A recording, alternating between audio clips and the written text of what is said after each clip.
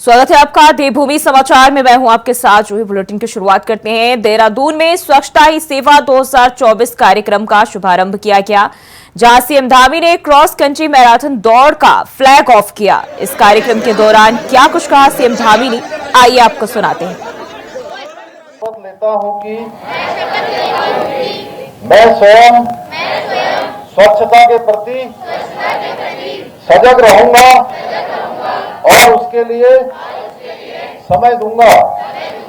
मैं न गंदगी करूंगा और न किसी और को करने दूंगा। सबसे पहले मैं स्वयं से, मेरे परिवार से, मेरे मोहल्ले से, मेरे गांव से एवं मेरे कार्यस्थल से शुरुआत करूंगा। मैं यह मानता हूं कि दुनिया के जो भी देश स्वच्छ दिखते हैं, उसका कारण यह है कि वहां के नागरिक गंदगी नहीं करते हैं और न ही गंदगी होने देते हैं। इस विचार के साथ मैं गांव-गांव और गली-गली स्वच्छ भारत मिशन का प्रचार करूंगा। मुझे मालूम है कि स्वच्छता की तरफ बढ़ाया गया मेरा एक कदम मेरे समस्त गांव, प्रदेश एवं देश को खुले में शौच मुक्त, स्वच्छ एवं स्वस्थ बनाने में मदद करेगा। आज स्वच्छता ही सेवा कार्यक्रम में आए हुए हमारे विभिन्न संस्थानों के सभी छात्र एवं छात्राएं, सभी युवा नौजवान भाइयों बहनों, मैं सबसे पहले तो आप सबके इस कार्यक्रम में पधारने पर आप सबका मैं अपनी ओर से स्वागत करता हूं। और पीएम नरेंद्र मोदी का आज यानी 17 सितंबर को जन्मदिन है और वह अब जो है आज 74 साल के हो गए हैं। उनके जन्मदिन के मौके पर सरकार और राज्यों के दिग्गज नेताओं समेत विपक्षी दलों के नेता उन्हें बधाई दे रहे हैं। वह इस मौके पर उत्तराखंड के कैबिनेट मंत्री सौरभ बहुगुणा ने प्रधानमंत्री मोदी को शुभकामनाएं दी हैं। उन्होंने कहा कि लगातार तीसरी बार देश की जनता ने उन्हें देश की सेवा करने का मौका दिया है। जिस तरीके से प्रधानमंत्री ने देश को और अर्थव्यवस्था को आगे बढ़ाया है, पूरे विश्व में भारत की छवि सुधरी है। जिस तरीके से उत्तराखंड में डबल इंजन की सरकार को मोदी जी का आशीर्वाद मिला है, मुझे पूरा विश्वास है प्रधानमंत्री मोदी के नेतृत्व में देश और तरक्की करेगा। देश के यशस्वी प्रधानमंत्री जी हैं। लगातार तीसरी बार देश की जनता ने उनको प्रधानमंत्री के पद पर सेवा करने का मौका दिया है। जिस तरीके से प्रधानमंत्री जी ने इस देश को आगे बढ़ाया है, जिस तरीके से उन्होंने इसको अर्थव्यवस्था को सुधारा है, जिस तरीके से पूरे विश्व में भारत की छवि सुधरी है, जिस तरीके से उत्तराखंड में डबल इंजन की सरकार को माननीय प्रधानमंत्री जी का आशीर्वाद मिला है, जिस तरीके से उत्तराखंड के धामों को माननीय प्रधानमंत्री जी ने अपना आशीर्वाद दिया है और उसके साथ साथ उनका कायाकल्प करने में कोई कमी नहीं छोड़ी है। मुझे पूर्ण विश्वास है कि माननीय प्रधानमंत्री जी के नेतृत्व में देश अर्थव्यवस्था भी सुधरेगी, हम तीसरी सबसे बड़ी अर्थव्यवस्था भी बनेंगे, हम आर्थिकी में और मजबूत होंगे और देश की जनता का प्रेम और आशीर्वाद और सहयोग हमेशा प्रधानमंत्री के साथ ऐसे ही बना रहेगा। और आपके चैनल के माध्यम से माननीय प्रधानमंत्री जी को मैं उनके जन्मदिन की अग्रिम शुभकामनाएं। और खबर डोईवाला से है, जहां पीएम मोदी के जन्मदिन के अवसर पर ग्रामीण क्षेत्रों में बिना घर के गरीब परिवारों को पीएम आवास योजना के तहत आवास की चाबी देने के साथ ही उन्हें घर के जरूरी सामान के लिए डीबीटी के जरिए 6,000 रुपए और मिठाई का डिब्बा देकर सम्मानित किया गया।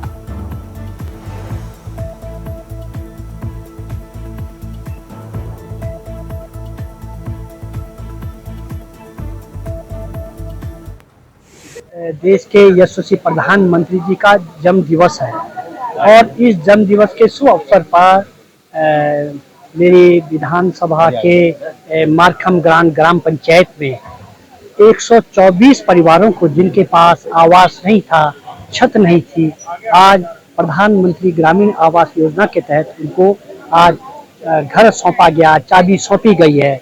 मैं अपने देश के यशस्वी प्रधानमंत्री जी का बहुत धन्यवाद आभार प्रकट करता हूँ कि उन्होंने ऐसे परिवारों की चिंता करी है जिनके पास घर नहीं होता था।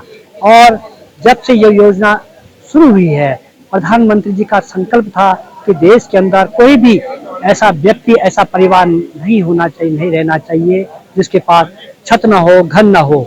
और आपने देखा कुछ वर्षों के अंदर ही 4 करोड़ से अधिक लोगों को जो है प्रधानमंत्री आवास योजना के अंतर्गत, चाहे ग्रामीण आवास योजना हो, चाहे शहरी आवास योजना है, उसके द्वारा घर मिल चुका। बहुत खुश हूँ मैं। हमारा घर नहीं था, प्रधानमंत्री जी ने हमें घर बनाने के लिए पैसे दिए। पहली किस्त 60,000 की आई, दूसरी 40 की आई, तीसरी मतलब 30,000 की आई, और उन्हें हम बहुत बहुत धन्यवाद देते हैं। और खबर देहरादून से है, जहां बीजेपी केदारनाथ उपचुनाव में सर्वे के आधार पर प्रत्याशी तय करेगी। बीजेपी के प्रदेश अध्यक्ष महेंद्र भट्ट ने बताया कि केदारनाथ उपचुनाव के लिए पार्टी प्रत्याशी का चयन सर्वे के आधार पर किया जाएगा। आगे इस बारे में जल्द ही पर्यवेक्षक और सर्वे की रिपोर्ट मंगाई जाएगी। इसके साथ ही आगामी निकाय और पंचायत चुनाव में भी प्रत्याशियों के चयन जो है सर्वे के आधार पर किए जाएंगे। और इस दौरान उन्होंने भारी बहुमत के साथ जीत का भी दावा किया है।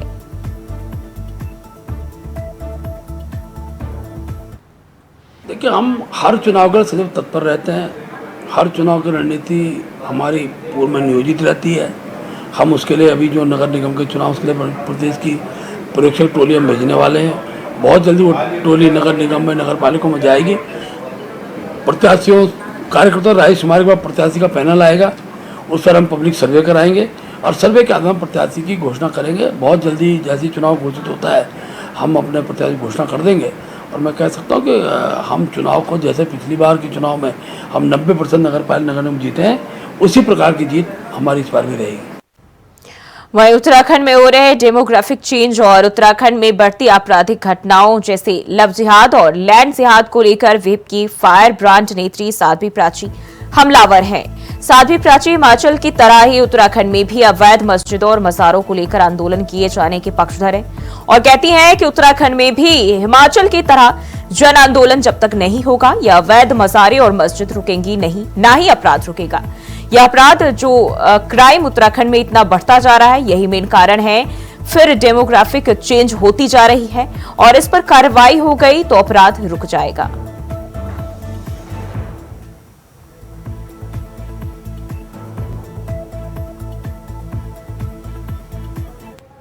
उत्तराखंड की जो डेमोग्राफी चेंज होती जा रही है, इस पर मैं बहुत चिंतित हूँ और बुद्धिजीवी लोगों से अक्सर मैं चर्चा करती रहती हूँ। मुझे बड़ा अफसोस है,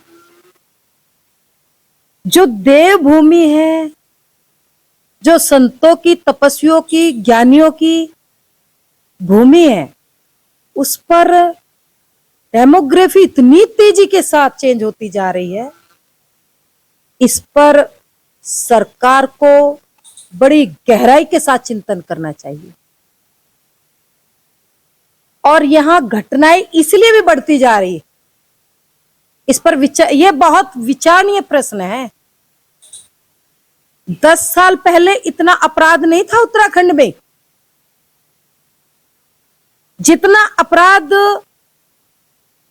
इनकी संख्या बढ़ने से यहां पर उत्तराखंड में बढ़ता जा रहा है। चाहे वो लव जिहाद हो, और जहां खाली भूमि देखे वहां पर ये लैंड जिहाद शुरू कर देते हैं, अवैध मजारे। ये तो धामी जी का धन्यवाद करती हूं कि धामी जी ने अवैध मजारों पर कार्रवाई कराई। बहुत बहुत भारतीय जनता पार्टी की उत्तराखंड सरकार को धन्यवाद। लेकिन अवैध मस्जिदें भी यहां पर है, उस पर मैं जानकारी कर रही हूं। वो मस्जिदें भी हिमाचल के अंदर जो अवैध मस्जिदों पर हिंदू शेरों ने और हिंदू शेरनियों ने जो काम किया, हिमाचल के वो हिंदू शेर और हिंदू शेरनी बधाई के पात्र, आशीर्वाद। तो आपराधिक घटनाओं पर साध्वी प्राची ने चिंता जताई है। साथ ही साथ उन्होंने लव जिहाद और लैंड जिहाद दोनों को लेकर हमला बोला और अवैध मज़ारों पर कार्रवाई किए जाने को लेकर सीएम धामी का आभार भी जताया। और इसी खबर पर ज्यादा जानकारी के साथ विकास चौहान हमारे सहयोगी हरिद्वार से हमारे साथ लाइव जुड़ गए। विकास, जिस तरीके से जो है उत्तराखंड में डेमोग्राफिक चेंज है और उत्तराखंड में जो बढ़ती आपराधिक घटनाएं हैं उन पर जो है साध्वी प्राची ने चिंता जताई है, साथ ही साथ जो है धामी सरकार का धन्यवाद भी जताया। जो अवैध मजारे हैं उन पर जिस तरीके की कार्रवाई की गई। जी बिल्कुल, जिस तरह से जो है उत्तराखंड में जिस तरह से डेमोग्राफिक जो चेंज हो रहा है उसको लेकर धर्मनगरी हरिद्वार से लगातार जो संतों की चिंता है वो देखने को मिली है। चाहे अब विहिप के जिस तरह से फायर ब्रांड नेता साध्वी प्राची हो या उससे पहले अखिल भारतीय अखाड़ा परिषद के अध्यक्ष हों या अन्य संत हो, सभी ने इस पर चिंता जाहिर की है और साथ ही साथ चिंता के साथ उत्तराखंड सरकार का धन्यवाद भी ज्ञापित किया है कि उसने अवैध मजारों के खिलाफ एक मुहिम चलाई और उसके बाद वेरिफिकेशन ड्राइव भी उत्तराखंड में जो जिस तरह से चलाई जा रही है उसका भी यहाँ पर संतों ने स्वागत किया। लेकिन साथ ही साथ एक बड़ी चिंता यहाँ पर संतों की तरफ से भी आई है कि वो जिस तरह से पूरे उत्तराखंड का डेमोग्राफिक जो चेंज हो रहा है लगातार पिछले कुछ सालों में ये काफी देखने को मिला है, जब जनसंख्या गैर हिंदुओं की यहाँ पर बढ़ी है, क्योंकि सभी संतों का यह मानना है कि चार धाम यात्रा का ये प्रदेश है जहाँ पर धाम देवभूमि इसको कहा जाता है। वहां पर अवैध मजारों के माध्यम से अवैध अतिक्रमण के माध्यम से लगातार जिस तरह से अन्य जो जाति धर्म के लोग हैं वो यहाँ पर प्रवेश कर रहे हैं और जिस तरह से डेमोग्राफिक चेंज यहाँ पर हो रहा है उसको लेकर चिंता जाहिर की है। साथ ही साथ कहा है कि विशेष सरकार को और कड़े नियम यहाँ पर लागू करने होंगे ताकि, लेकिन एक तरफ ये कह रही है कि इसको लेकर जो है सरकार काम भी करे, लेकिन पिछले कुछ वर्षों में अगर हम देखें तो लव जिहाद के साथ साथ जहां भूमि यानी कि जो लैंड है उसको लेकर भी जिहाद जो है बढ़ता ही जा रहा है। जी बिल्कुल, जिस तरह से अगर हम बात करेंगे कि अगर हम जिस तरह से सरकार ने लैंड जिहाद जिस तरह से उसके खिलाफ यहाँ पर एक मुहिम चलाई थी, आपने पीछे दिनों देखा होगा कि जो जंगलों में जिस तरह से जो मजारे बनाई गई, अवैध मजारे बनाई गई, चाहे शहर के बीच में मजारे बनाई गई, उनको सरकार ने बाकायदा एक मुहिम चलाकर यहाँ पर उनको हटाया है। साथ ही साथ जिस तरह से अब लगातार सरकार की तरफ से पुलिस को ये नियम कहा गया है कि वो एक ड्राइव चलाए ताकि लोगों की पहचान हो सके, लोगों को जिस तरह से अलग अलग क्षेत्रों में जो लोग नए लोग आए हैं उनकी पहचान हो सके कि वो कहाँ से और कौन है। तो इसलिए एक बाकायदा पुलिस की तरफ से ड्राइव यहाँ पर चलाई जा रही है उत्तराखंड में, जिसका संतों ने स्वागत तो किया है, लेकिन और कड़े नियम यहाँ पर की मांग यहाँ पर संतों बिल्कुल। अभी जिस तरीके से उन्होंने साफ यहाँ हिमाचल में जिस तरीके से जो कार्रवाई हो रही है उनको लेकर भी वो पक्षधर है और कह रही है कि अगर अब जो है इस तरह की वारदातें जो है होती रही तो आंदोलन की बात भी कह रही है, लेकिन क्या मांग क्या की जा रही, क्योंकि एक तरफ कह रही है कि सरकार जो है लगातार इसको लेकर काम भी कर रहे हैं, हालांकि घटनाएं कम होने की बजाय बढ़ रही है। जी बिल्कुल, संतों ने जिस तरह से कहा है कि लव जिहाद हो चाहे भूमि अतिक्रमण को लेकर जिस तरह से मामले सामने आए हैं उस पर चिंता जाहिर की है। उनका मानना है कि जिस तरह से हिमाचल में आम लोग यहाँ पर सामने आए, उन्होंने बाकायदा जिस तरह से एक मुहिम यहाँ पर चलाई, आंदोलन चलाया, उसके बाद कहीं ना कहीं हिमाचल में इस तरह की चीजों को ऊपर बंदिश लगी, इसकी रुकावट यहाँ पर देखने को मिली। वही स्थिति यहाँ पर उत्तराखंड में भी करनी होगी। जो उत्तराखंड वासी हैं, उत्तराखंड के लोग हैं, उनको आगे आना होगा। साथ ही साथ सरकार को कड़े नियम यहाँ पर बनाने होंगे। हालांकि उत्तराखंड सरकार जो धामी सरकार है उसका धन्यवाद भी यहाँ पर संतों ने यहाँ पर किया है। बिल्कुल विकास, तो लगातार जिस तरीके से हम देखें अवैध मजारों और अवैध लैंड और लव जिहाद को लेकर सरकार सक्रिय है, जो है इस पर काम कर रही है। हालांकि अभी भी इसको लेकर जो वारदात है वो बढ़ती जा रही, रुकने का नाम नहीं ले रही, इसलिए कहीं ना कहीं देखें तो संतों में इसको लेकर रोष देखने को अक्सर ही समय समय से मिल जाता है। बहुत बहुत शुक्रिया जानकारी साझा करने के लिए। और रुकते हैं एक छोटे से ब्रेक के लिए, फौरन हाजिर होते हैं।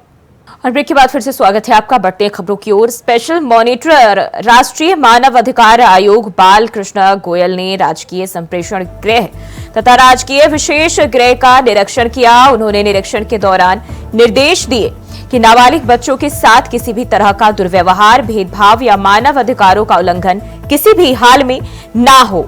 उन्होंने निर्देशित करते हुए कहा कि बच्चों की सुरक्षा और सभी प्रकार के अधिकारों की रक्षा हो, बच्चों को किसी भी तरह की हिंसा, शोषण या अमानवीय स्थिति का सामना न करना पड़े।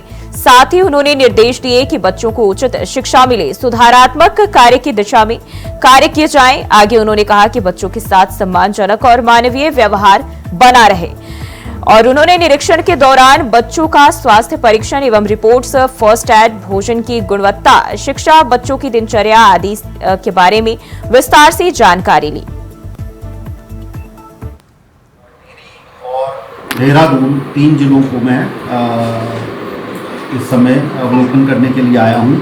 आज पहले दिन हरिद्वार में मेरा बाल संप्रेषण गृह और बाल विशेष गृह में आना हुआ। बच्चों से बात हुई, तकरीबन जो भी यहाँ की सुविधाएं हैं वो दुरुस्त पाई गई और कल इसी क्रम में मैं आंगनवाड़ी और स्कूलों का निरीक्षण करूँगा और स्वास्थ्य सेवाओं का हरिद्वार में क्या स्थिति है उसको देखने की कोशिश करूँगा। मेरा 6 दिन का दौरा 22 तारीख को देहरादून में समाप्त होगा। बढ़ते आगे, मानसून के दस्तक के बाद प्रदेश में लगातार हो रही भारी बारिश के बीच मौसम विभाग ने एक बार फिर से पूर्वानुमान जारी किया है। मौसम विभाग के मुताबिक 1 से 2 दिनों तक प्रदेश के ज्यादातर इलाकों में भारी बारिश देखने को मिल सकती है। हालांकि बाकी जिलों में हल्की से मध्यम बारिश के आसार नजर आ रहे हैं। मौसम विभाग के निदेशक विक्रम सिंह ने कहा कि आने वाले 2 दिनों तक पिथौरागढ़, चमोली और नैनीताल जनपद को येलो अलर्ट में रखा गया है। हालांकि बागेश्वर में इस दौरान ऑरेंज अलर्ट रहेगा। वहीं अन्य जिलों में हल्की से मध्यम बारिश के साथ साथ कहीं कहीं पर भारी बारिश की संभावना भी नजर आ रही है। इसके साथ ही आगे उन्होंने कहा कि मौसम साफ रहने वाला है और हालांकि 23 और 24 सितंबर को थोड़ी बारिश की संभावना मौसम विभाग ने जताई है। साथ ही इस दौरान भारी बारिश के चलते मौसम विभाग ने आम जनता को सतर्क रहने की हिदायत दी है।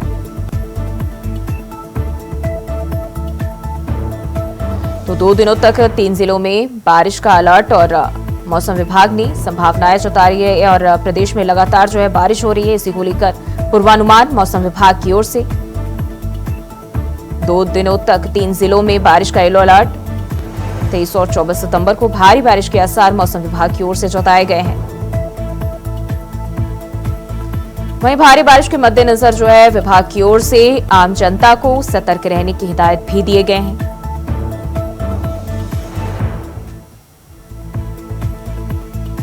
तो देहरादून से ये जानकारी। प्रदेश में लगातार हो रही बारिश को लेकर मौसम विभाग ने पूर्वानुमान जताया है और आम जन से सतर्कता बरतने की अपील की है।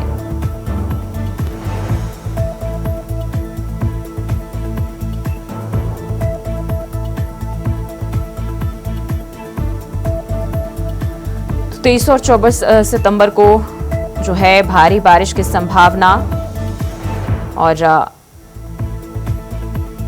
2 दिनों तक 3 जिलों में बारिश का येलो अलर्ट जारी किया गया है। तो एक बार फिर से मौसम विभाग ने जो है भारी बारिश का पूर्वानुमान जो है वो जारी किया है। पिथौरागढ़, चमोली और नैनीताल को येलो अलर्ट में रखा गया है। हालांकि बागेश्वर में फिलहाल ऑरेंज अलर्ट जारी किए गए हैं। वहीं अन्य जिलों में जो है हल्की से मध्यम बारिश की संभावनाएं हैं।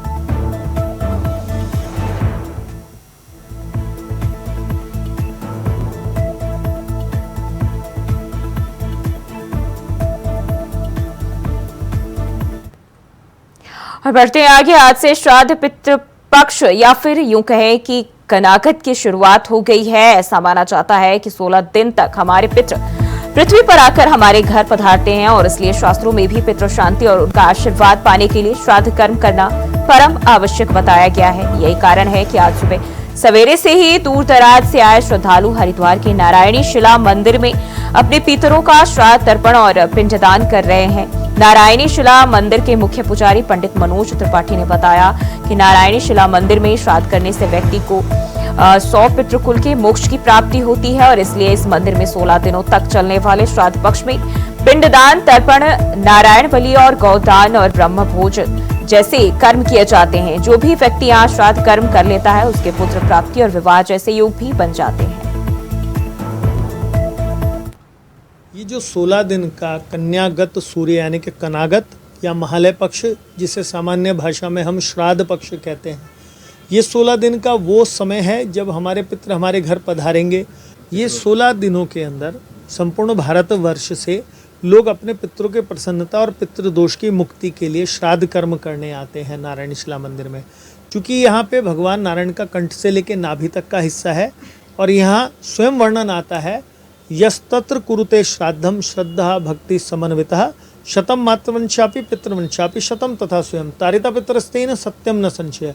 जो व्यक्ति अपने पितरों के निमित्त यहाँ श्राद्ध करता है वह 100 पितृकुल पिता बाबा आदि और मातृकुल नाना नानी आदि और स्वयं का मोक्ष कर लेता है, इसमें कोई संशय नहीं है। 16 दिनों में पितरों के निमित्त तर्पण, पिंडदान, ब्राह्मण को भोजन, गायदान आदि नारायण बलि आदि करने का विधान नारायण शिला में है और इसको करने से निश्चित पितरों की कृपा व्यक्ति को प्राप्त होती है। किसी व्यक्ति के जीवन में कमी है, पुत्र नहीं हो रहा है, विवाह नहीं हो रहा है, तो पितरों के आशीर्वाद से यहाँ जैसे ही पितृदोष की पूजा करते हैं ये दोनों सुख व्यक्ति को प्राप्त।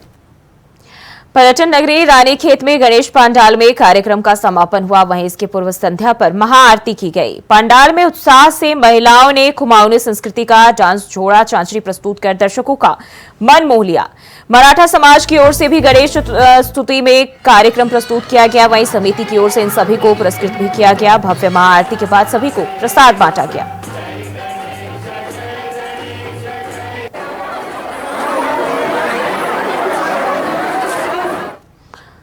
बढ़ते आगे उत्तराखंड के मैदानी जिले में बढ़ती आपराधिक घटनाओं के बाद पुलिस प्रशासन सचेत हो गई है और इसी को देखते हुए पुलिस मुख्यालय में डीजीपी अभिनव कुमार ने होटल और धर्मशालाओं के व्यवसायियों को खास दिशा निर्देश दिया है। उन्होंने कहा कि यह देखा गया है कि आपराधिक घटना को अंजाम देने के बाद अपराधी कुछ होटल या धर्मशालाओं में बिना पहचान पत्र दिए कमरा किराए पर ले लेते हैं और फिर मौका मिलने के बाद वहां से फरार हो जाते हैं, जिस कारण पुलिस को खोजबीन करने में काफी परेशानियों का सामना करना पड़ता है।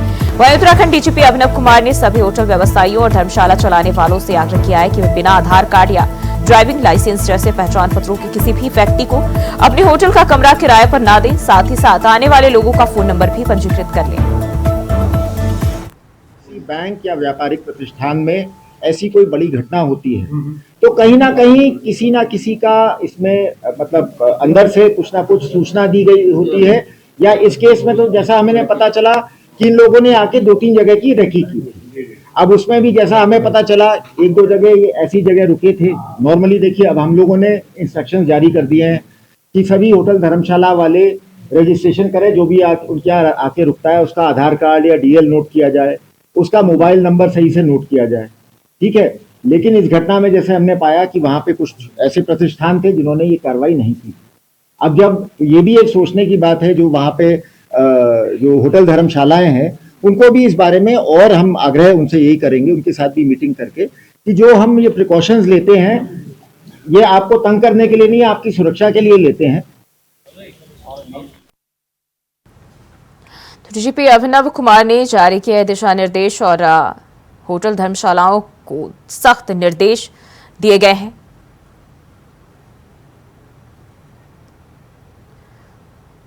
तो देहरादून से यह जानकारी आपराधिक घटनाओं पर डीजीपी का बयान।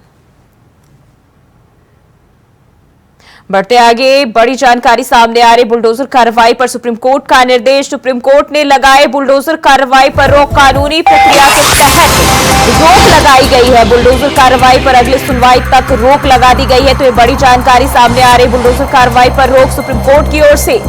तो सुप्रीम कोर्ट का निर्देश है और ऐसे में अब बुलडोजर की कार्रवाई पर रोक लगाई गई है। कानूनी प्रक्रिया के तहत रोक लगा दी गई है। तो ये बड़ी जानकारी सामने आ रही बुलडोजर की कार्रवाई को लेकर। अब सुप्रीम कोर्ट ने फिलहाल जो है रोक लगा दी है और सुप्रीम कोर्ट ने निर्देश दिया है।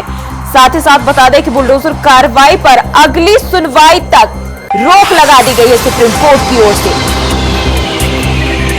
तो ये बड़ी जानकारी बुलडोजर की कार्रवाई को लेकर सुप्रीम कोर्ट की ओर से निर्देश जारी किए गए हैं। तो कानूनी प्रक्रिया के तहत सुप्रीम कोर्ट ने निर्देश दिए हैं और अब बुलडोजर की कार्रवाई पर रोक लगाए हैं।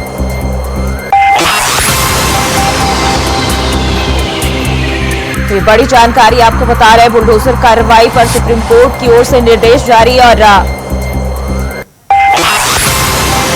और इसी खबर पर ज्यादा जानकारी के साथ हमारे सहयोगी नितिन चौधरी फोन लाइन पर हमारे साथ जुड़ गए। नितिन, अब सुप्रीम कोर्ट की ओर से जो है बुलडोजर की कार्रवाई पर एक्शन लिया गया है, निर्देश दिया गया है, अब इस पर रोक लगाई गई है। बिल्कुल जूही, मैं आपको बताना चाहूंगा कि बुलडोजर की कार्रवाई को लेकर सुप्रीम कोर्ट ने जो पूरे प्रक्रिया पर एक्शन पर रोक लगाई है और सीधे तौर पर 1 अक्टूबर तक जो है इस पर रोक लगाने की बात सुप्रीम कोर्ट ने की है।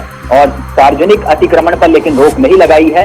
ये एक बड़ी बात है। और लेकिन इसके साथ साथ जो बुलडोजर की कार्रवाई को लेकर बाकायदा राज्यों को निर्देश भी जारी किए गए हैं और ये कहा गया है कि इस पूरे न्याय को लेकर जो है, जो बुलडोजर न्याय का जिक्र किया जा रहा है, इसका महिमा मंडल ना हो और कानूनी प्रक्रिया के तहत ही अतिक्रमण को हटाया जाए और अगली सुनवाई तक कार्रवाई पर रोक लगाई गई है। ये माना जा रहा है कि जो राज्य जो बुलडोजर की कार्रवाई को लेकर महिमा मंडल करते हैं, उन पर कहीं ना कहीं जो कानूनी हथौड़ा चलाने का जिक्र ये सुप्रीम कोर्ट की तरफ से किया गया है और ये बहुत बड़ा फैसले के तौर पर इसे देखा जा रहा है, क्योंकि बुलडोजर के एक्शन को लेकर पूरे देश में एक अलग सी बहस छिड़ी हुई है और ऐसे में सुप्रीम कोर्ट ने जिस तरह से इस पूरे मामले का संज्ञान लिया है, उससे कहीं ना कहीं ये पता चलता है कि क्योंकि वो महिमा मंडन का जिक्र कर रहे हैं, वो कह रहे हैं कि महिमा मंडन इस पर बंद रहो और कानूनी प्रक्रिया के तहत जो है अतिक्रमण को हटाया जाए। ये बहुत बड़ा एक संदेश है और अगली सुनवाई तक कार्रवाई पर रोक लगा दी गई है और बुलडोजर की कार्रवाई को लेकर जिस तरह से सवाल खड़े हो रहे थे और अगली सुनवाई तक कार्रवाई पर रोक लगाने का जिक्र सुप्रीम कोर्ट ने किया है।